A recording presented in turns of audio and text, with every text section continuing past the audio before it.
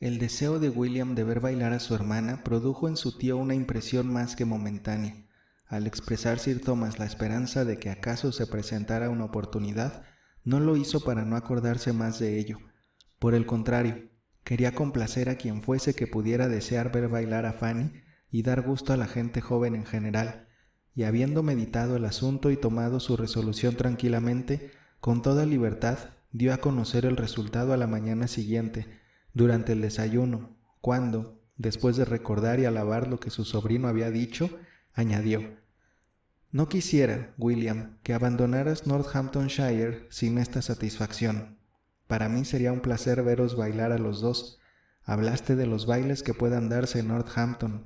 Tus primas habían asistido a ellos alguna vez, pero ahora, por razones diversas, no son lo que nos conviene. Sería excesivamente fatigoso para tu tía. Creo que no debemos pensar en un baile en Northampton. Organizar uno en casa sería más aconsejable. Y si... «Ah, querido Thomas», le atajó tía Norris, «ya sé lo que piensas, ya sé lo que ibas a decir. Si nuestra querida Julia estuviera en casa, o nuestra queridísima María en Southampton, de modo que existiera una razón, un motivo para una cosa así, te sentirías tentado a dar un baile en Mansfield para la gente joven. Sé que lo harías. Si ellas estuvieran en casa para adornar la fiesta, habría aquí baile estas mismas Navidades. Dale las gracias a tu tío, William, dale las gracias». «Mis hijas», replicó Sir Thomas, terciando gravemente, «tienen sus diversiones en Brighton, y así lo espero, son muy felices, pero el baile que pienso dar en Mansfield será para sus primos. De poder hallarnos todos reunidos, es indudable que sería más completa nuestra satisfacción, pero la ausencia de unos no debe privar de distracción a los demás». Tía Norris no pudo añadir una sola palabra. Vio decisión en la actitud de su cuñado y le fue preciso guardar unos minutos de silencio para que la sorpresa y el enojo no desbordaran su compostura. Dar Sir Thomas un baile en aquellas circunstancias, estando ausentes sus hijas y sin consultarla a ella. Sin embargo, pronto tuvo a mano el consuelo. Ella tendría que ser el artífice de todo. A Lady Bertram, desde luego, se le ahorraría cuanto significase hacer e incluso pensar algo, y todo recaería sobre ella. Tendría que hacer los honores de la velada, y esta reflexión pronto le devolvió el suficiente buen humor para estar en condiciones de unirse a los otros, antes de que acabaran de expresar toda su desdicha y gratitud. Edmund, William y Fanny, cada uno a su modo, se mostraban tan gratamente complacidos al hablar del baile prometido como Sir Thomas pudiera desear. Lo que en aquellos instantes sentía Edmund era por cuenta de los otros dos. Nunca su padre había concedido un favor o mostrado una atención tan a satisfacción suya. Lady Bertram se mantuvo perfectamente impasible y resignada, sin hacer objeción alguna. Sir Thomas se comprometió a ocasionarle muy pocas molestias y ella le aseguró que las molestias no la asustaban en absoluto, y que en realidad no podía imaginar que fuera a producirse ninguna. Tía Norris se disponía a exponer sus sugerencias respecto de las salas que ella consideraba más apropiadas para el caso, pero se encontró con que todo estaba ya previsto, y cuando quiso iniciar sus conjeturas e insinuaciones acerca de la fecha, resultó que ya estaba fijada también. Sir Thomas se había entretenido en trazar un bosquejo muy completo. En cuanto ella se resignó a escuchar pacíficamente, pudo leer la lista de familias a invitar, de entre las cuales calculaba poder reunir, descontando las bajas inevitables dada la premura de la noticia, el elemento joven suficiente para formar 12 o 14 parejas, y asimismo pudo exponer las consideraciones que le habían inducido a fijar el día 22 como fecha más conveniente.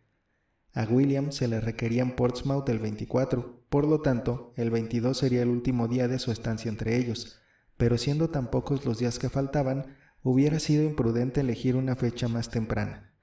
Tía Norris no tuvo más remedio que darse por satisfecha a base de opinar lo mismo exactamente y de afirmar que estuvo a punto de proponer también ella el 22 como fecha 1000 veces más a propósito que otra cualquiera. El baile era ahora ya cuestión resuelta, y antes de anochecer, cosa conocida de todos los interesados. Con gran diligencia se enviaron las invitaciones, y muchas damiselas se acostaron aquella noche con la cabeza llena de felices preocupaciones. Lo mismo que Fanny. Para ella, las preocupaciones fueron en algunos momentos algo casi al margen de la felicidad, porque, joven e inexperta, con escasos medios de elección y sin la menor confianza en su propio gusto, el cómo voy a vestirme se convirtió en un punto muy difícil y delicado, y el casi único adorno que poseía, una cruz de ámbar muy bonita que William le había traído de Sicilia, fue causa de su mayor apuro, pues no tenía más que un trozo de cinta para sujetarlo, y aunque una vez ya había llevado la cruz de ese modo prendida, ¿sería ello admisible en tal ocasión, al lado de los ricos atavíos con que suponía se presentarían las demás señoritas? Pero no llevarla. William había querido comprarle también una cadena de oro, pero sus medios no alcanzaron, y por lo tanto, si no se ponía la cruz podía lastimar sus sentimientos. ¿Eran estas abrumadoras consideraciones suficientes para desanimarla aún ante la perspectiva de un baile organizado principalmente para su satisfacción? Entretanto, se llevaban adelante los preparativos, y Lady Bertram seguía sentada en su sofá sin que le produjeran la menor molestia. El ama de llaves le hacía alguna visita extraordinaria, y la doncella trabajaba con bastante apresuramiento en la confección de un vestido nuevo para ella. Sir Thomas daba órdenes y tía Norris corría de aquí para allá. Pero todo esto no la incomodaba a ella, pues como había previsto, todo aquello no podía de hecho acarrear molestia alguna. Por aquel entonces estaba Edmund particularmente abrumado por serias preocupaciones, con el ánimo profundamente ocupado en la consideración de dos importantes acontecimientos, ahora al alcance de la mano, que iban a fijar su destino en la vida, la ordenación y el matrimonio, acontecimientos de carácter tan grave como para hacer que el baile, que pronto sería seguido de uno de ellos, apareciese como cosa más insignificante a sus ojos que a los de cualquier otro miembro de la familia. El día 23 se trasladaría a casa de un amigo cerca de Peterborough, que se hallaba en la misma situación que él, y ambos tenían que recibir órdenes dentro de la semana de Navidad. La mitad de su destino se decidiría entonces, pero era muy probable que la otra mitad no quedase tan llanamente resuelta. Sus deberes quedarían establecidos, pero la mujer que habría de compartir y estimular y recompensar esos deberes puede que fuera todavía inasequible. Conocía sus propias intenciones, pero no siempre estaba completamente seguro de conocer las de Miss Crawford. Había puntos en los que no estaban totalmente de acuerdo. Había momentos en que ella no parecía propicia, y aunque en el fondo confiaba en su afecto, tanto como para estar resuelto, casi resuelto, a obligarla a tomar una decisión en un plazo muy breve, tan pronto como se arreglaran los diversos asuntos que tenía para solucionar y supiera lo que podía ofrecerle, sentía no obstante muchas inquietudes y pasaba muchas horas dudando acerca del resultado. Su convicción de que ella le quería era a veces muy fuerte. Podía recordar una larga serie de detalles alentadores, en la que ella aparecía tan perfecta por lo desinteresado de su afecto como en todo lo demás. Pero otras veces la duda y el temor se entremezclaban en sus esperanzas, y cuando pensaba en la reconocida falta de inclinación que ella sentía por la intimidad y el aislamiento, en su decidida preferencia por la vida de Londres, ¿qué podía esperar sino una negativa terminante? A menos que fuera una aceptación que debiera implorarse y exigiera tales sacrificios de ocupación y estado por parte de él, que su conciencia habría de prohibírsela. El resultado de todo dependía de una cuestión. ¿Le amaba a ella bastante para prescindir de lo que solía considerar puntos esenciales? ¿Le amaba lo bastante para dejar de considerar esenciales aquellos puntos? Y esta cuestión, que él se estaba repitiendo continuamente a sí mismo, aunque las más de las veces era contestada con un sí, obtenía otras un no. Miss Crawford iba a marcharse de Mansfield dentro de poco, y ante esta circunstancia el no y el sí habían alternado con gran frecuencia últimamente. Él había visto brillar sus ojos cuando hablaba de la carta de una amiga querida que la reclamaba en Londres para pasar con ella una larga temporada, y de la amabilidad de Henry al comprometerse a permanecer donde estaba hasta enero, a fin de poder acompañarla allá. La había oído hablar del placer de tal viaje con una animación que era un no en todos los tonos, pero esto ocurrió el primer día en que así se acordó, en la primera explosión por la alegría recibida, cuando ante sí no tenía más que las amistades a quienes iba a visitar. Después la había oído expresarse de un modo distinto, en otro tono, un tono más moderado. La había oído decir a la señora Grant que la dejaría con pena, que empezaba a creer que ni las amistades ni las diversiones que iba a buscar podrían compensarla de las que dejaba allí, y que aunque comprendía que debía ir y sabía que lo pasaría bien una vez se encontrara en Londres, estaba ya deseando volver de nuevo a Mansfield. En todo esto, ¿no había un sí? Con esta serie de cuestiones que sopesar, ordenar y coordinar, Edmund no podía, por su parte, pensar mucho en la velada que reclamaba la atención del resto de la familia. No esperaba con el mismo grado de fuerte interés, aparte la alegría que proporcionase a sus primos. La velada no tenía para él más valor del que pudiera tener otro motivo cualquiera de reunión de las dos familias. En todo encuentro había esperanza de ver una confirmación del afecto de Mary Crawford, pero el torbellino de un salón de baile no era caso, especialmente favorable al estímulo o expresión de sentimientos serios. Comprometerla pronto para los 2 primeros bailes era el único recurso para su personal felicidad que tenía en la mano y el único preparativo para la fiesta en que pudo tomar parte, a pesar de cuanto ocurría a su alrededor, con referencia a la misma, desde la mañana hasta la noche.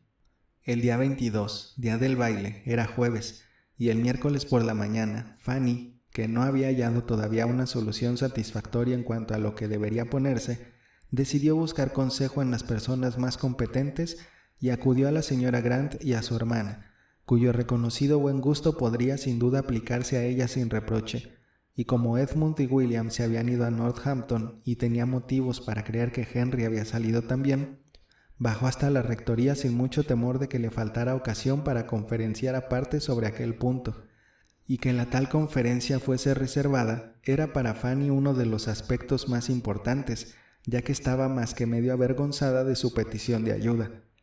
Se encontró a unas yardas de la rectoría con Mary Crawford, que precisamente acababa de salir para visitarla, y como le pareció que su amiga, si bien se vio obligada a insistir en que estaba dispuesta a entrar de nuevo en la casa, no deseaba perderse el paseo, le explicó en el acto lo que la traía allí y manifestó que, si tenía la amabilidad de darle su opinión, podían hablar de ello lo mismo fuera que dentro de la casa.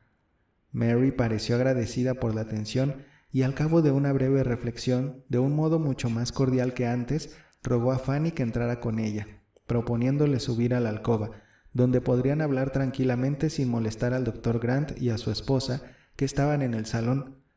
Era precisamente el plan que convenía a Fanny, y rebosando esta gratitud por tan pronta y amable atención, entraron, subieron y pronto estuvieron entregadas de lleno a la interesante cuestión. Miss Crawford, complacida por el requerimiento, le brindó cuanto había en ella de buen gusto y ponderación.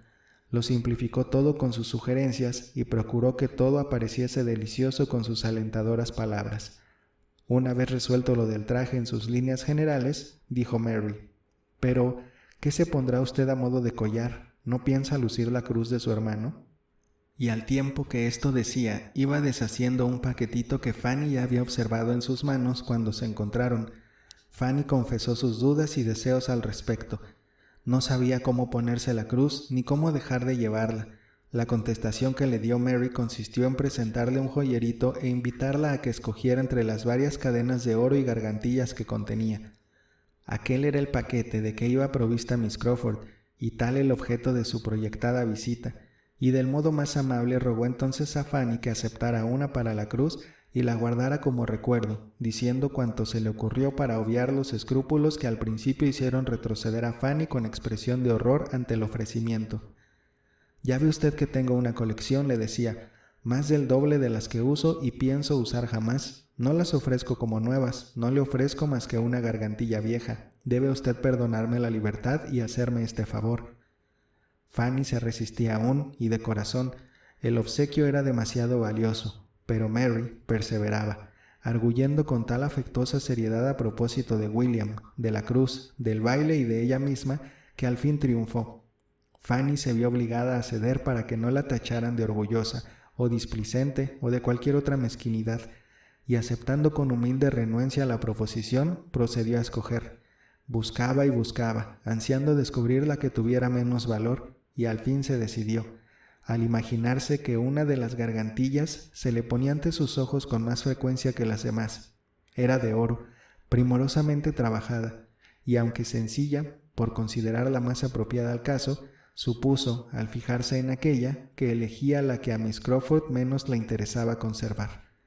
Mary sonrió en muestra de completa aprobación, y se apresuró a completar su obsequio colocándole la cadenilla alrededor del cuello y haciéndole ver el buen efecto que producía.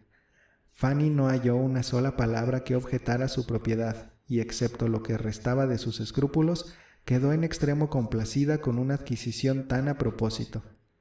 Acaso hubiera preferido agradecérsela a otra persona, pero esto era un sentimiento innoble.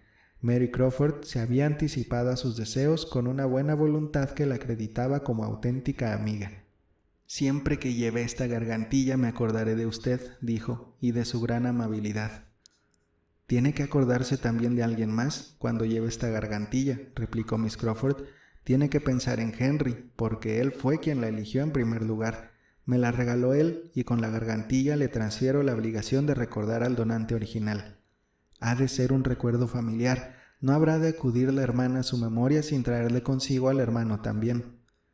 Fanny, llena de asombro y confusión, hubiese querido devolver el presente en el acto, aceptar lo que había sido el regalo de otra persona, de un hermano nada menos. Imposible, no podía ser, y con una impaciencia y una turbación que divirtieron a su compañera, depositó de nuevo la gargantilla sobre el algodón y pareció resuelta, o bien a tomar otra o a no aceptar ninguna. Miss Crawford pensó que jamás había visto una escrupulosidad más gentil. «Pero criatura», dijo riendo, «¿qué es lo que teme? ¿Cree que Henry le reclamará la gargantilla como mía? ¿O se imagina que no pasa a ser de su pertenencia honradamente? ¿O acaso se figura que se pondrá demasiado hueco cuando ve alrededor de su lindo cuello un adorno que con su dinero adquirió hace 3 años antes de que supiera que el mundo existía en ese cuello? O tal vez», añadió mirándola sutilmente, «sospecha una confabulación entre nosotros y que lo que ahora hago es con el conocimiento y por deseo de mi hermano». Con el más intenso rubor, Fanny protestó contra tal pensamiento. «Pues bien, entonces», replicó Mary con mayor seriedad, pero sin creerla en absoluto, «para convencerme de que no sospecha usted ninguna estratagema y de que es usted tan digna de confianza como yo siempre la consideré, tome la gargantilla y no hable más de ello. Que sea un regalo de mi hermano no ha de suscitar el menor inconveniente en su decisión de aceptarla, pues le aseguro que tampoco influye para nada en mi decisión de prescindir de ella. Continuamente me hace regalos de estos, son innumerables los presentes que de él tengo recibidos, tantos que me resulta totalmente imposible hacer mucho caso, y a él acordarse ni de la mitad de ellos. En cuanto a esta gargantilla, creo que no la habré llevado ni media docena de veces. Es muy bonita, pero nunca me acuerdo de ella, y aunque yo le hubiera cedido con el mayor agrado otra cualquiera que usted hubiese elegido en mi joyero, ha dado la casualidad que se ha fijado usted en la misma que, de escoger yo, hubiera seleccionado antes que otra para verla en posesión de usted. No diga más en contra, se lo suplico. Semejante bagatela no vale la pena de tantas palabras». Fanny no se atrevió a oponer resistencia, y de nuevo aceptó la gargantilla, renovando su agradecimiento, aunque con menos satisfacción, pues en los ojos de Mary había una expresión que no la podía satisfacer. Era imposible que ella no hubiera notado el cambio de actitud de Henry Crawford. Hacía tiempo que se había dado cuenta. Era evidente que trataba de agradarle. Era galante, era atento, era algo de lo que había sido para sus primas. Se proponía, según ella imaginaba, quitarle el sosiego engañándola como las había engañado a ellas. ¿Y acaso tuviera alguna incumbencia en lo de la gargantilla? Ella no podía estar convencida de que no la tuviera, pues Mary Crawford, complaciente como hermana, era despreocupada como mujer y como amiga. Reflexionando, dudando y sintiendo que la posesión de lo que tanto había anhelado no le procuraba mucha satisfacción, volvía a casa, habiendo cambiado más que disminuido sus preocupaciones desde su reciente paso por aquel sendero.